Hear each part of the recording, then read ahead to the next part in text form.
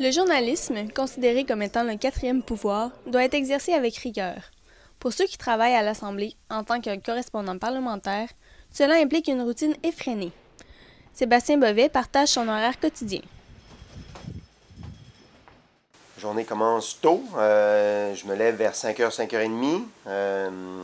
Après avoir embrassé ma conjointe, je regarde mon téléphone pour voir s'il n'y a pas des choses qui sont produites pendant la nuit. Le téléphone dort à côté de nous. On peut être réveillé à n'importe quelle heure du jour et de la nuit. Mais quand je me lève vers 5h, 5h30, je regarde mes courriels, je regarde Twitter, je regarde Facebook pour voir ce qui s'est passé pendant la nuit.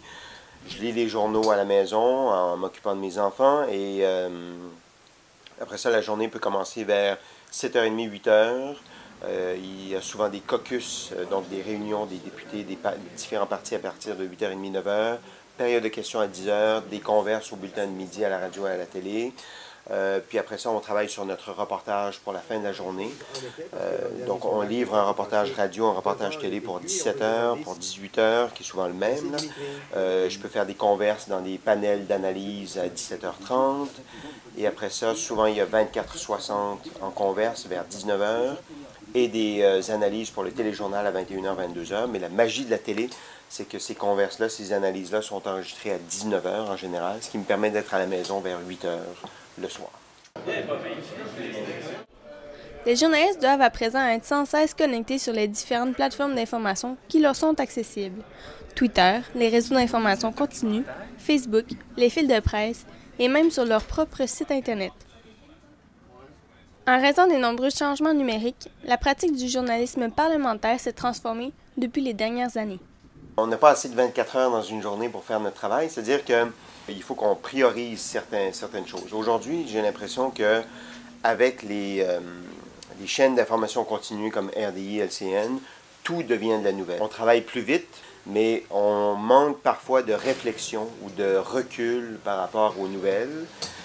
Parce qu'on est dans un rythme toujours accéléré de traitement de la nouvelle. C'est en se mettant à la place du citoyen que les journalistes parlementaires tentent de prioriser efficacement l'information. Cela est d'ailleurs devenu un enjeu important dans la pratique. À l'Assemblée nationale, les journalistes sont constamment en relation avec les politiciens et leurs attachés de presse. Ces derniers ont d'ailleurs des informations de premier ordre. Une des meilleures personnes pour obtenir de l'information sur un sujet précis, c'est l'attaché de presse. Ils ont de l'information qu'on recherche.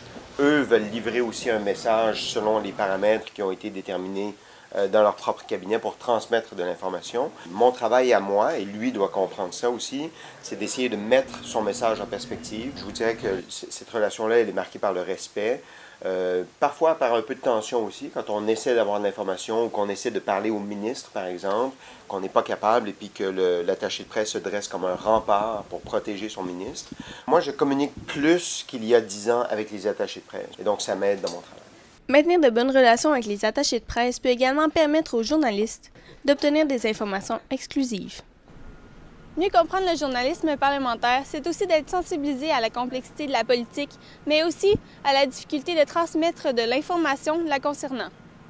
C'était un reportage de Camille Tremblay-Antoine et Malika Schneider à Québec.